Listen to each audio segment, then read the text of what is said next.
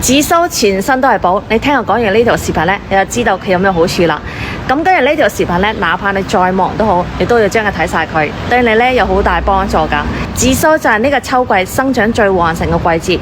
夏天嘅時候呢，如果你經常出汗呢，摸起嚟仲係冰冰涼涼嘅，特別係手掌心經常冒汗嘅，摸起嚟仲係冰冰涼涼嘅，你一定要注意啦。咁呢個呢，就係身體向你發出嘅信號。你唔理佢嘅話呢，佢只會越嚟越嚴重嘅。咁呢種情況呢，就講明你身體嗰啲寒濕呢就好犀利啦。今日呢，我教你一個方法，叫做紫蘇暖陽茶。大家記得點讚收睇起身啊！其實呢個方法呢就非常簡單嘅，你喺廚房準備兩樣嘢就可以輕鬆搞掂噶啦。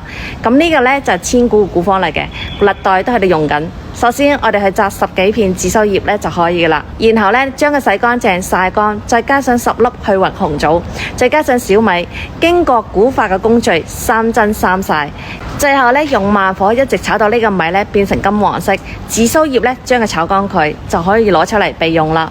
然之後呢，每日堅持浸一杯，又或者你放喺養生壺入邊20分鐘呢就可以飲噶啦。堅持到呢個秋天結束，你會發覺你喺冬天嘅時候呢，你啲手手腳腳呢就會暖起嚟噶啦。所以有需要朋友呢，如果你冇時間去製作嘅話呢，你可以點開我頭像，頭像下邊呢就有一個少少櫥窗呢就有呢個嘢啦。你用開水浸佢5分鐘就可以飲噶啦，非常方便。